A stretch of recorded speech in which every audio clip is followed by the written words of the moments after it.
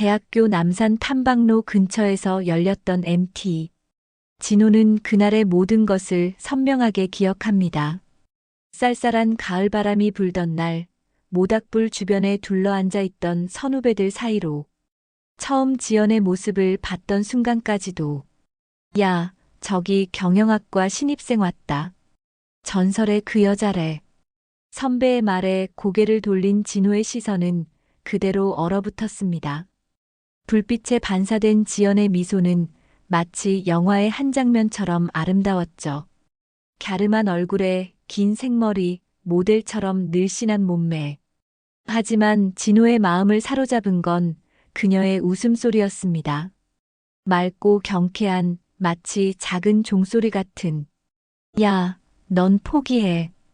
저 여자한테 고백했다가 차인 선배만 10명이 넘어. 그런 충고에도 진호는 이상하게 자신감이 생겼습니다. 아니, 자신감이라기보다는 확신에 가까웠죠. 저 사람이 내 사람이 될 거야. 21살의 순수한 확신이었습니다. 처음 말을 건넨 건 동아리 축제 때였습니다. 진호가 기타를 치며 노래했던 무대를 본 지연이 먼저 다가와 인사를 했죠. 노래 정말 잘하시네요. 감동받았어요. 그날부터 시작된 만남은 설렘의 연속이었습니다. 하지만 진호의 예상과 달리 지연은 쉽게 마음을 열지 않았어요. 다른 남자들의 접근도 많았고 지연의 부모님은 명문대 의대생과 만나길 원했다는 이야기도 들었습니다. 난 내가 좋아, 진호야. 하지만 우리 부모님이. 지연의 말은 항상 그렇게 흐려졌습니다. 그래도 진호는 포기하지 않았어요. 3년이란 시간 동안 오직 지연만을 바라보며 헌신했습니다. 시험 기간에는 도서관까지 새벽 간식을 챙겨가고 생일마다 직접 만든 선물로 감동을 주었죠. 내가 평생 너만 바라볼게. 그 진심이 통했는지 졸업을 앞둔 어느 봄날, 지연이 마침내 진호의 청혼을 받아들였습니다. 그날 밤 진호는 행복에 겨워 잠들지 못했어요. 모든 것이 완벽하게 느껴졌으니까요. 하지만 결혼 준비 과정에서 처음으로 불안한 예감이 들었습니다. 지연의 부모님과의 첫 만남에서였죠. 우리 딸이 너무 아깝다고 생각하진 않니? 내가 돈을 잘 벌어서 다행이지. 장인어른의 그 말에 진호는 웃어넘겼지만 가슴 한편이 쓰려왔습니다. 지연은 그런 부모님의 말에 아무런 반응도 보이지 않았어요. 오히려 당연하다는 듯이. 결혼 후 진호는 더욱 열심히 일했습니다. 지연이 원하는 아파트를 마련하고 첫째 딸 수아가 태어났을 때는 세상을 다 가진 것 같은 기쁨을 느꼈죠. 2년 후 둘째 미나까지 태어나자 그야말로 완벽한 가족이 되었습니다. 진호 씨, 우리 부모님 이사하실 때 좀 도와줘요. 같은 아파트 단지로 오신대요. 그때부터였을까요? 장인어른과 장모님은 점점 더 많은 것을 요구하기 시작했습니다. 처음에는 작은 도움이었지만 곧 여행 경비와 생활비까지 요구하더군요. 사위라면 당연히 처가도 책임져야 하는 거 아냐? 우리 딸 너한테 시집 보낸 게 얼마나 큰 투자인데. 진호는 그런 말에도 묵묵히 견뎠습니다. 지연을 사랑했으니까요. 하지만 딸들이 자랄수록 마음 한구석에 자리 잡은 의무는 커져만 갔습니다. 주변 사람들의 말이 귓가를 맴돌기 시작했으니까요. 애들이 아빠를 닮지 않았네요. 지연 씨 쪽을 완전히 빼닮았나 봐요. 딸들의 6번째 생일 파티에서였습니다. 진호의 대학 동기가 조심스레 다가와 속삭였죠. 야, 진호야. 나 좀 할 말이 있는데. 애들이 너랑 정말 하나도 안 닮았다. 지연이랑 똑같이 생겼네. 그 말을 들은 순간 진호의 가슴 속에 오랫동안 묻어두었던 의심이 고개를 들었습니다. 거울을 볼 때마다 느꼈던 미묘한 이질감. 딸들의 얼굴에서 자신의 흔적을 찾을 수 없었던 순간들. 하지만 그때마다 사랑하는 사람을 의심하면 안 된다며 스스로를 다그쳤죠. 집으로 돌아오는 차 안에서 진호는 용기를 내어 지연에게 물었습니다. 여보, 혹시 우리 애들이 나랑 닮았다고 생각해? 순간 차 안의 공기가 얼어붙었습니다. 평소 온화하던 지연의 눈빛이 날카롭게 변했어요. 당신 지금 뭐라고 했어? 진호는 당황했습니다. 단순한 질문일 뿐이었는데 지연의 반응이 너무 과했거든요. 아니, 그냥 주변에서 자꾸 그런 말을 해서. 지연은 갑자기 핸들을 잡고 차를 길가에 세웠습니다. 그리고는 폭발했죠. 당신 지금 날 의심하는 거야? 그럼 이혼이야, 당장. 내가 바람 피웠다는 거야? 그런 말을 어떻게 해? 진호는 당황한 채 지연을 진정시키려 했지만 지연은 들은 척도 하지 않았어요. 그날 밤 지연은 소파에서 잤고 며칠 동안 진호와 말도 섞지 않았습니다. 애들 보고 싶으면 말해. 근데 그런 의심 한 번만 더 하면 진짜 끝이야. 지연의 경고는 무서울 정도로 진지했습니다. 진호는 어느 날 퇴근길에 문득 깨달았어요. 자신이 가정을 위해 모든 것을 희생해왔지만 정작 가장 중요한 믿음은 깨지고 있었다는 것을. 상황은 일주일 후 더 악화됐습니다. 그날 저녁 진호가 퇴근하고 돌아오자 집 앞에 장인과 장모의 차가 서 있었어요. 현관문을 열자마자 장인의 고함 소리가 들렸습니다. 이런 미친놈이 다 있냐? 내 딸을 뭐로 보고. 상황 파악도 하기 전에 장인이 진호의 멱살을 잡았습니다. 장모는 옆에서 계속 소리를 질렀고요. 우리 지연이가 어떤 앤데 내가 감히 의심을 해? 진호는 저항하지 않았습니다. 혼란스러웠지만 폭력으로 대응하고 싶지 않았거든요. 그 모습을 본 지연은 오히려 더 화를 냈습니다. 오빠, 부정도 못하잖아. 당신 정말 날 그렇게 봤어? 그날 밤 진호는 거의 쫓겨나다시피 집을 나왔습니다. 비가 내리는 거리에서 근처 모텔을 찾아 들어갔죠. 텅 빈 방에 누워 천장을 바라보며 진호는 생각했습니다. 내가 지금까지 뭘 믿고 살아온 거지? 다음 날 회사에 출근한 진호는 조용히 인터넷을 검색했습니다. 친자 확인 검사. 그 순간 진호의 손은 떨렸어요. 이것은 배신이고 신뢰의 붕괴였으니까요. 하지만 진호는 알아야 했습니다. 더 이상 의심 속에서 살 수 없었거든요. 검사를 위해선 아이들의 DNA 샘플이 필요했습니다. 두 딸의 칫솔이나 머리카락.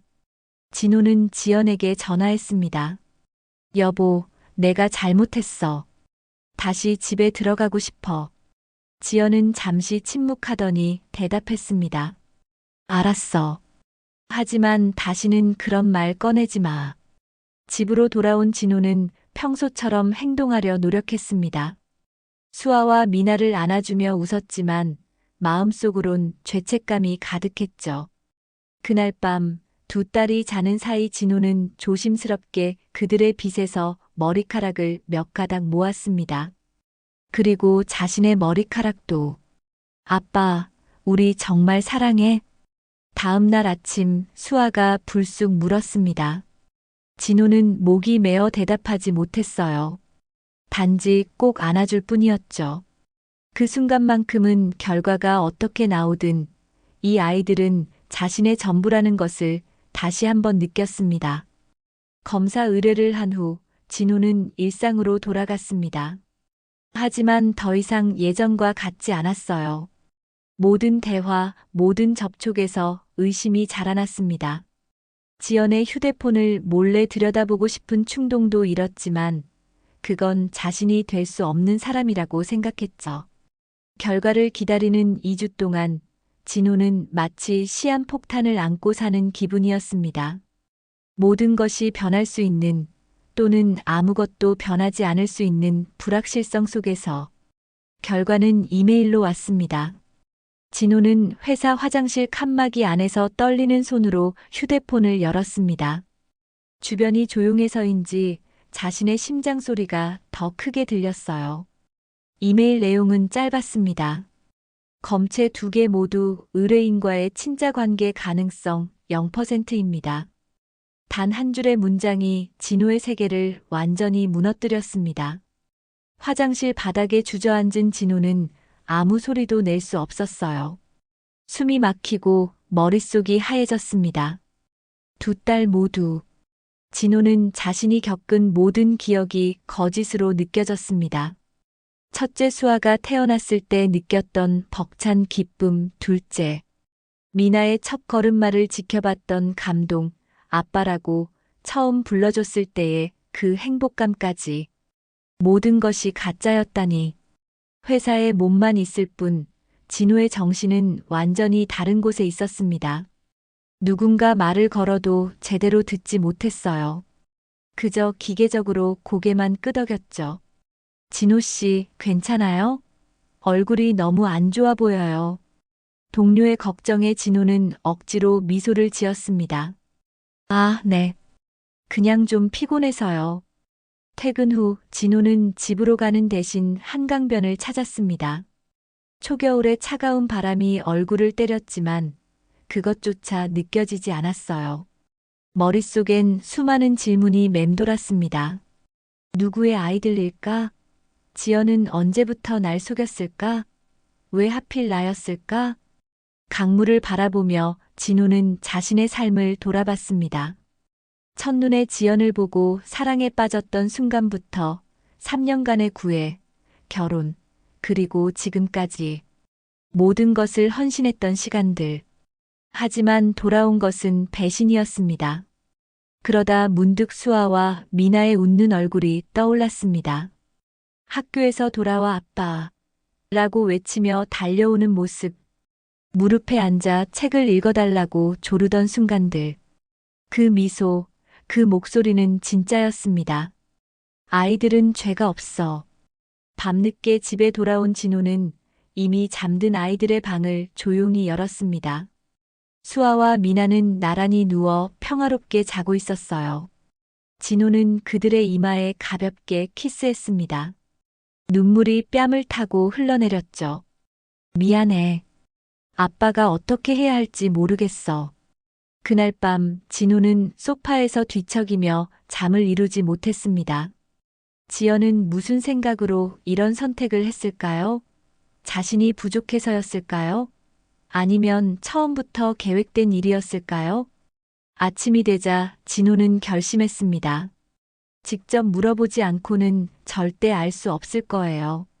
하지만 그 전에 더 많은 정보가 필요했습니다. 회사에서 진호는 조용히 과거를 파헤치기 시작했습니다. 지연의 SNS 계정, 대학 시절 공통 지인들, 결혼 전 지연이 만났던 사람들에 대한 정보를 모았습니다. 그러다 우연히 발견한 한 장의 사진. 대학 동아리 모임에서 찍은 사진인데 지연 옆에 한 남자가 팔을 두르고 있었습니다. 그 남자의 얼굴을 보는 순간 진호의 심장이 멎는 듯 했어요. 수아랑 닮았어. 더 조사해보니 그 남자는 지연의 경영학과 선배 강현우였습니다. 진호가 지연을 만나기 직전까지 사귀었던 사람이죠.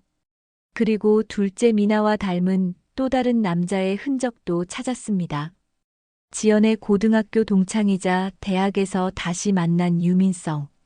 난 그저 대체품이었던 거야? 진호는 집으로 돌아가는 길에 술을 마셨습니다. 평소엔 거의 마시지 않았지만 그날은 달랐어요. 아픔을 잠시라도 잊고 싶었으니까요.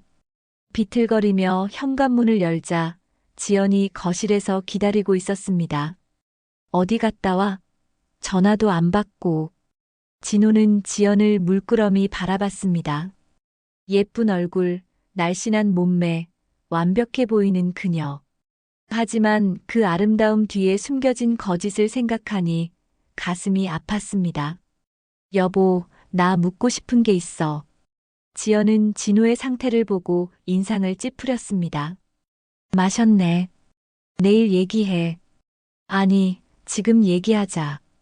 강현우랑 유민성, 기억나? 지연의 얼굴이 순간 굳었습니다. 하지만 곧 무표정으로 돌아왔어요. 무슨 소리야? 나 피곤해. 먼저 자. 지연은 그대로 침실로 들어가 버렸습니다. 진호는 그 자리에 얼어붙은 채 서 있었어요.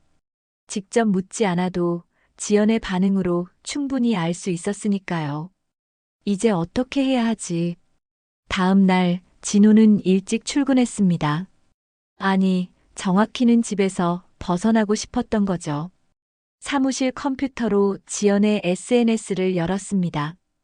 겉으로 보이는 지연의 삶은 완벽했어요. 사랑스러운 두 딸과 가정적인 남편, 행복한 가족 나들이, 남편이 준비한 깜짝 생일 파티, 모든 게 아름답게 포장되어 있었습니다. 댓글들도 마찬가지였어요. 부럽다, 남편분이 정말 자상하시네요. 완벽한 가족, 진짜 동화 같아. 진호는 쓴웃음을 지었습니다. 사람들이 부러워하는 이 가정은 거짓으로 만들어진 환상이었으니까요. 그리고 자신은 그 환상을 위한 도구에 불과했던 겁니다. 더 깊이 파고들수록 과거의 조각들이 맞춰지기 시작했어요.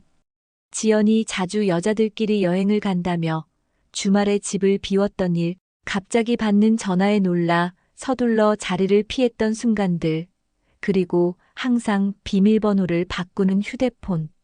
내심 자신의 의심이 틀리기를 바랐지만 모든 증거는 한 방향을 가리키고 있었습니다. 지연은 결혼 생활 내내 다른 남자들과 관계를 유지해왔던 겁니다.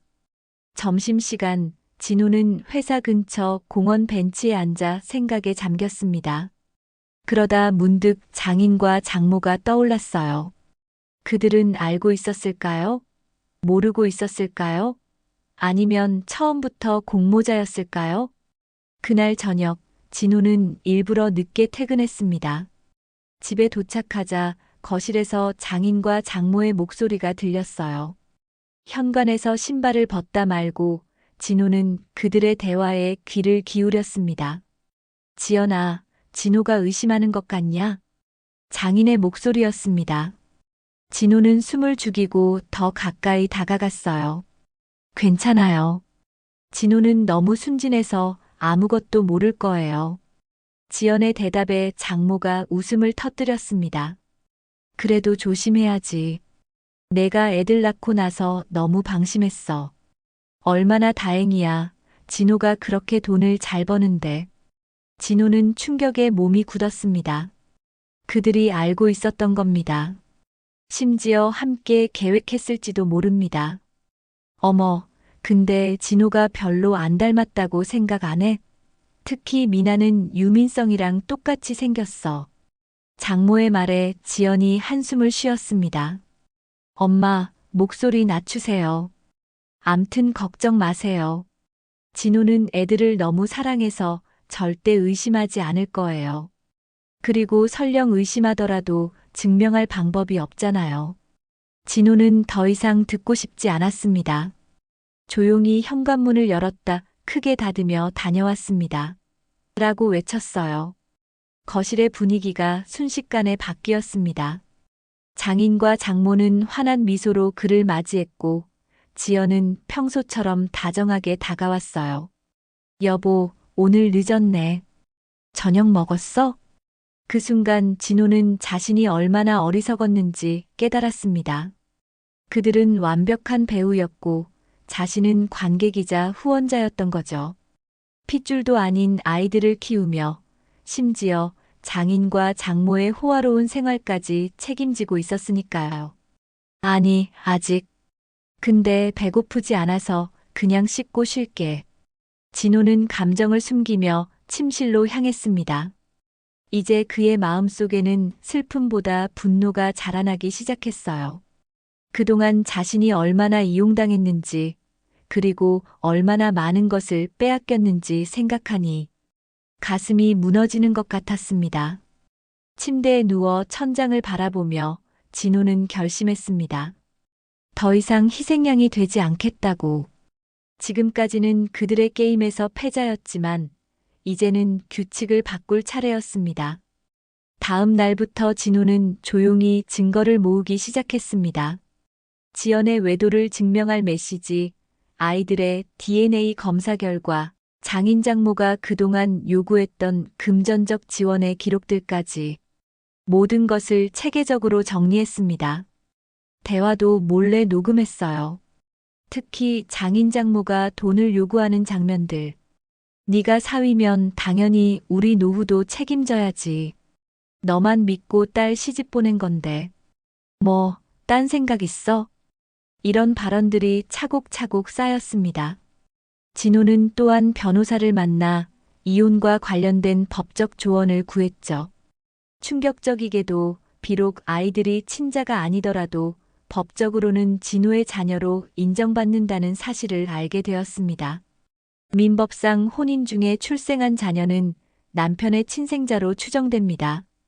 다만 친생자 관계 부인의 소를 제기하실 수 있습니다.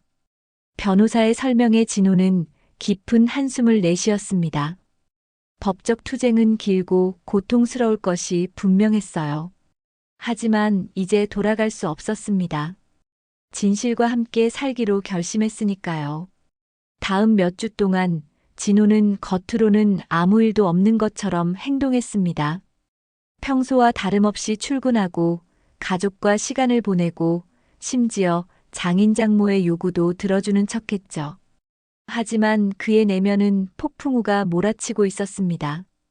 회사에서는 조용히 법적 준비를 계속했어요. 변호사와 수시로 만나 증거를 정리하고 향후 진행 방향을 논의했죠. 진호가 선택한 변호사 김민석은 이혼 사건에 정통한 사람이었습니다. 이런 경우 감정적으로 대응하시면 불리합니다. 차분하게 준비하시는 게 좋아요. 김 변호사의 조언에 진호는 고개를 끄덕였어요. 감정이 아닌 이성으로 움직여야 했습니다. 복수심만으로는 아무것도 얻을 수 없다는 걸 알았으니까요. 증거 수집은 철저했습니다. 지연의 외도 정황, 장인 장모의 경제적 갈취, 두 딸의 친자 관계 부정 검사 결과까지 모든 것을 체계적으로 정리했어요. 특히 중요했던 건 지연이 연락하던 남자들의 정보였습니다. 강현우 씨에게 연락했습니다. 그는 수아의 생물학적 아버지일 가능성이 높습니다. 민석의 말에 진호는 숨을 깊게 들이마셨습니다.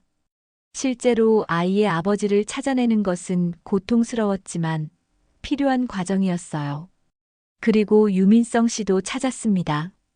미나의 출생 시기와 지연 씨의 연락 패턴을 보면 진호는 손을 들어 민석의 말을 막았습니다.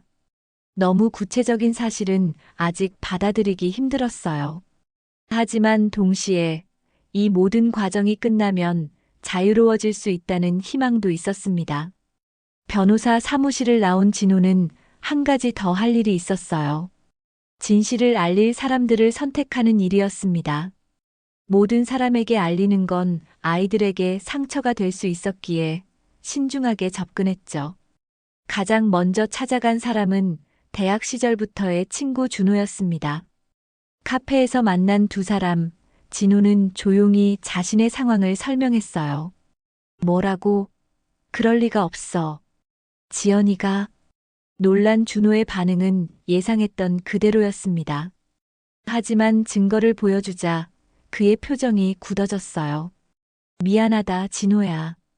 정말 너무 힘들었겠다. 준호의 위로에 진호는 처음으로 누군가 앞에서 눈물을 보였습니다. 그동안 혼자 참아왔던 고통이 조금씩 흘러나오기 시작했죠. 가장 힘든 건 아이들이야. 내 피가 아니라고 해도 난 여전히 그 아이들을 사랑해. 그 말은 진심이었습니다. 수아와 미나는 여전히 진호의 삶에서 가장 소중한 존재였어요. 비록 자신의 혈육은 아닐지라도 3년간 아빠로 살아온 시간은 거짓이 아니었으니까요. 다음으로 진호는 회사의 몇몇 가까운 동료들에게도 상황을 알렸습니다. 곧 있을 법적 투쟁에 대비해 자신의 입장을 이해해줄 지지 세력이 필요했거든요. 진호 씨, 항상 곁에 있을게요. 무엇이든 도움이 필요하면 말씀하세요. 동료들의 지지는 진호에게 큰 힘이 되었습니다. 혼자가 아니라는 느낌, 그것만으로도 앞으로 나아갈 용기가 생겼어요. 한편 집에서의 생활은 점점 더 어려워졌습니다. 아이들 앞에서는 평소처럼 웃고 장난치며 아빠 역할을 했지만 지연과 장인장모 앞에서는 가면을 쓰는 것 같았죠. 그들의 거짓된 웃음과 위선적인 대화를 보며 진호는 매일 밤속으로 분노를 삼켰습니다. 특히 힘들었던 건 아이들과의 시간이었어요. 어느 날 저녁 수아가 진호의 무릎에 앉아 물었습니다. 아빠, 왜 요새 슬퍼 보여? 그 순수한 눈빛에 진호는 가슴이 찢어지는 듯 했습니다. 아이에게 어떻게 설명할 수 있을까요? 곧 일어날 일들을, 그리고 그 아이의 삶이 얼마나 바뀔지를. 아빠가 좀 피곤해서 그래. 걱정하지 마. 진호는 수아의 머리를 쓰다듬으며 미소 지었습니다. 그리고 속으로 다짐했어요. 너희는 죄 없어. 하지만 난 진실과 함께 살아야 해.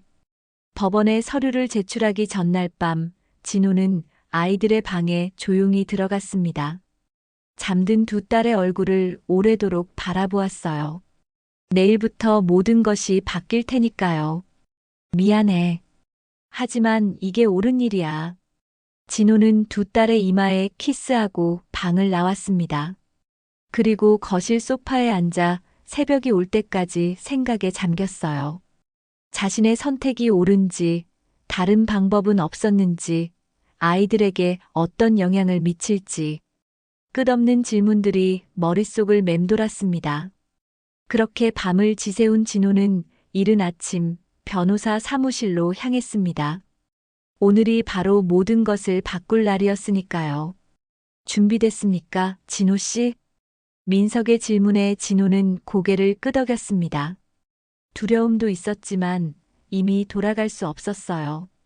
이제는 오직 앞으로 나아갈 일만 남았습니다. 네, 시작하죠. 법원 복도는 차갑고 긴장감이 감돌았습니다. 진호는 정장을 단정히 입고 변호사 민석과 함께 법정 입구 앞에 서 있었어요. 손에는 잘 정리된 서류 가방을 들고 있었지만 마음은 여전히 무거웠습니다. 법정 안에서는 감정을 최대한 억제하셔야 합니다. 사실만 말씀하세요. 민석의 조언에 진호는 고개를 끄덕였습니다. 복도 반대편에서 지연과 그녀의 부모님, 그리고 변호사가 나타났어요. 지연은 진호를 보자마자 차갑게 시선을 돌렸습니다.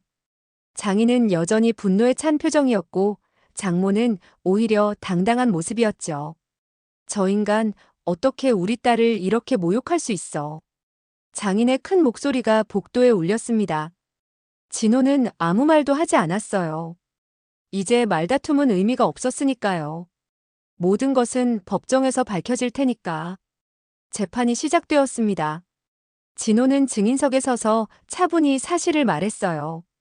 자신이 어떻게 의심을 품게 되었는지, 친자 검사를 통해 무엇을 알게 되었는지, 그리고 지연과 그녀의 부모님이 어떻게 자신을 이용해 왔는지. 저는 두 딸을 여전히 사랑합니다. 하지만 더 이상 거짓 속에서 살 수 없었습니다. 진호의 말에 법정은 조용했습니다. 판사는 진지한 표정으로 고개를 끄덕였어요. 그리고 증거 제출 시간, 민석이 준비한 모든 자료가 법정에 제출되었습니다. DNA 검사 결과, 녹음된 대화들, 지연의 SNS 메시지와 통화 기록까지. 특히 충격적이었던 것은 강현우와 유민성의 증언이었습니다. 두 사람 모두 법정에 출석해 지연과의 관계를 인정했거든요. 네, 저는 지연 씨와 그녀가 결혼한 이후에도 관계를 유지했습니다. 강현우의 증언에 법정이 술렁였습니다. 검사는 놀란 표정을 감추지 못했고 판사도 안경을 고쳤으며 자료를 다시 확인했어요. 지연의 차례가 되자 그녀는 처음에는 모든 것을 부인했습니다. 하지만 증거가 너무 명확했어요. 결국 그녀의 변호사가 그녀에게 귓속말을 하자 지연은 고개를 숙였습니다. 네, 인정합니다. 그 한마디에 법정은 다시 한번 술렁였습니다. 지연은 고개를 들고 진호를 바라봤어요. 처음으로 그녀의 눈에서 진실된 감정이 보였습니다. 후회? 분노? 아니면 그저 체념이었을까요? 장인과 장모의 차례가 왔을 때 상황은 더욱 악화됐습니다. 장인은 여전히 자신의 행동을 정당화하려 했고 장모는 진호를 비난했어요. 저 사람이 우리 딸을 행복하게 해주지 못해서 그런 거예요. 사위로서의 의무를 다하지 않았잖아요. 그 말에 진호는 처음으로 감정을 드러냈습니다. 하지만 분노가 아닌 슬픔이었어요. 제가 무엇을 더 해야 했습니까? 제 전부를 바쳤는데도. 장인은 그 말에 분노했습니다. 갑자기 자리에서 일어나 고함을 질렀어요. 이 배은망덕한 놈아. 우리 딸을 얻은 것만으로도 감사해야 할 주제에. 판사는 즉시 경고했고 장인이 계속 소란을 피우자 법정 모욕죄로 퇴정 명령을 내렸습니다. 경호원들이 장인을 밖으로 안내하는 동안 법정은 긴장감으로 가득 찼어요.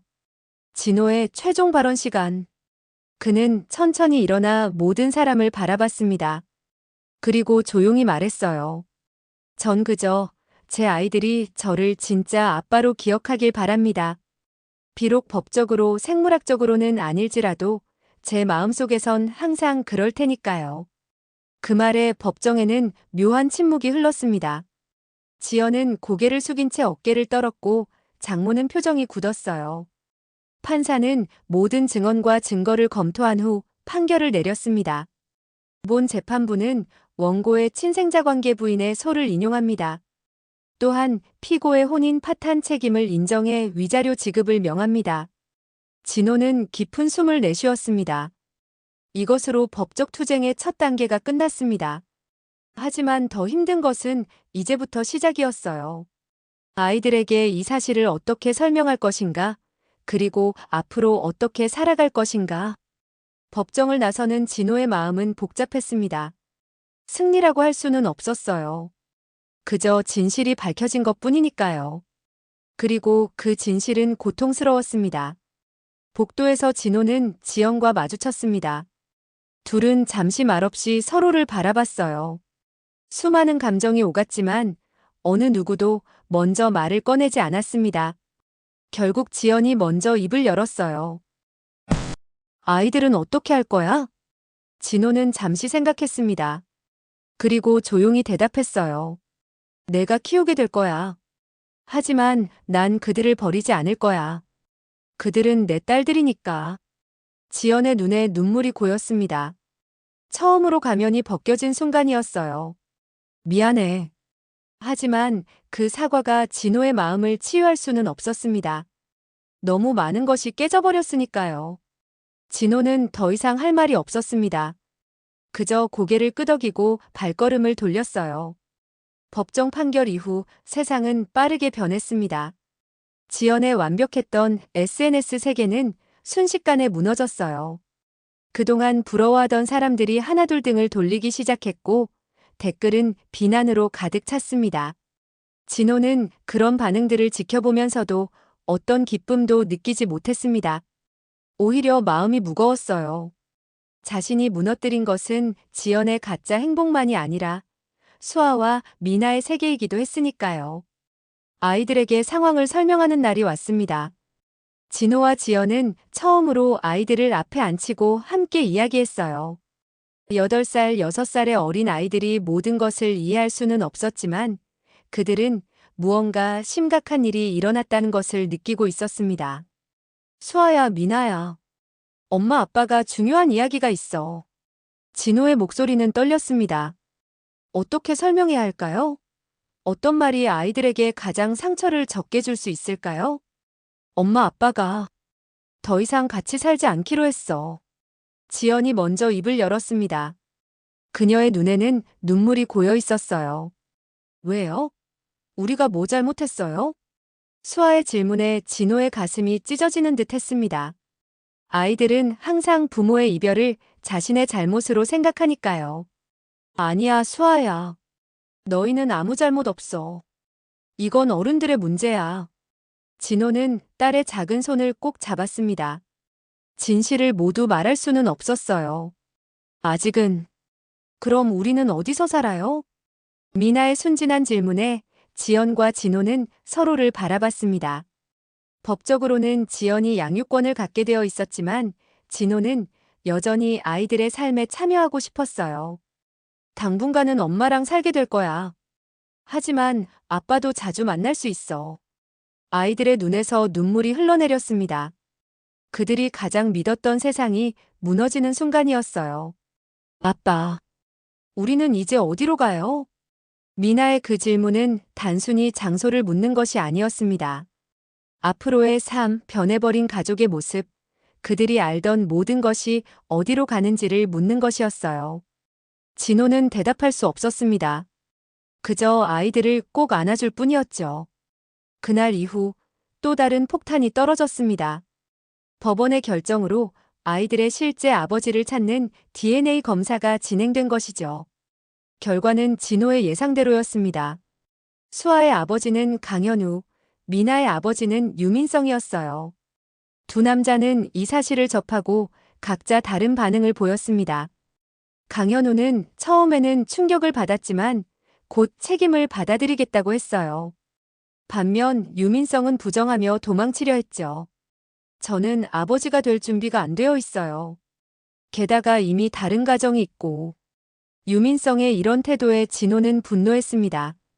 자신은 남의 아이를 3년간 키웠는데 정작 혈육의 아버지는 책임을 회피하려 한다니. 법원에서 다시 만난 지연과 두 남자 그리고 진호. 이상한 사각관계가 형성된 자리였습니다. 판사는 이 복잡한 상황을 정리하기 위해 각자의 입장을 들었어요. 제가 친부임을 인정하며 수아에 대한 책임을 지겠습니다. 강현우의 말에 지연은 희미하게 미소 지었습니다.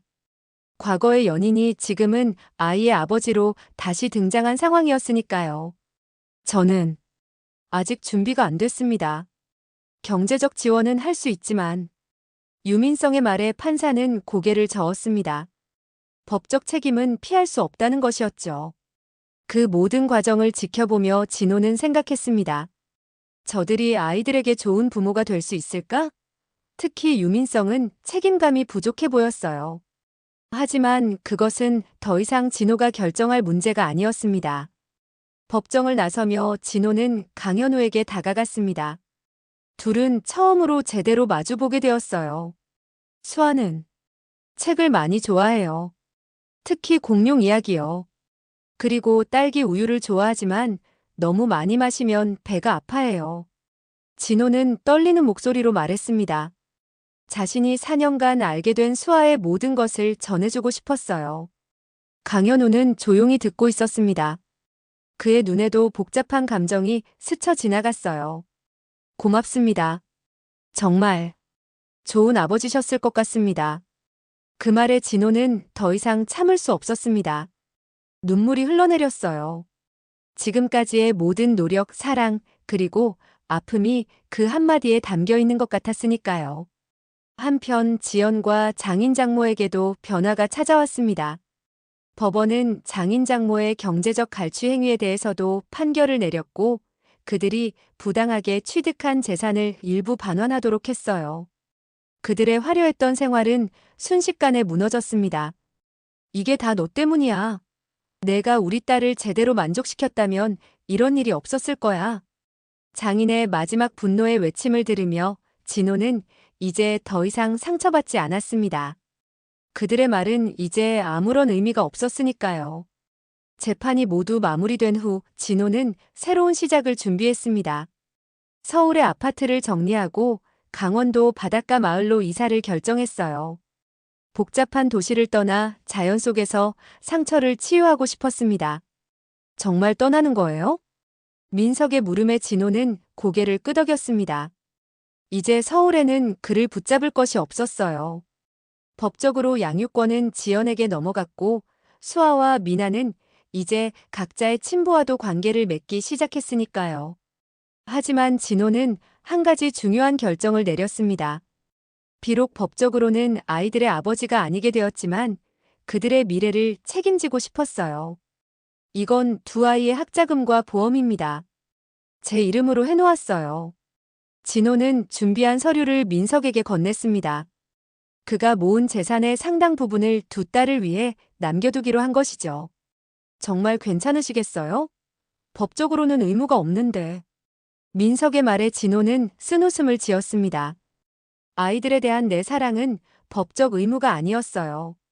진심이었으니까요. 이사 전 진호는 마지막으로 수아와 미나를 만났습니다. 지연의 집 앞 긴장된 분위기 속에서 아이들이 나왔어요. 2달 만의 만남이었습니다. 아빠. 아이들은 달려와 진호를 껴안았습니다.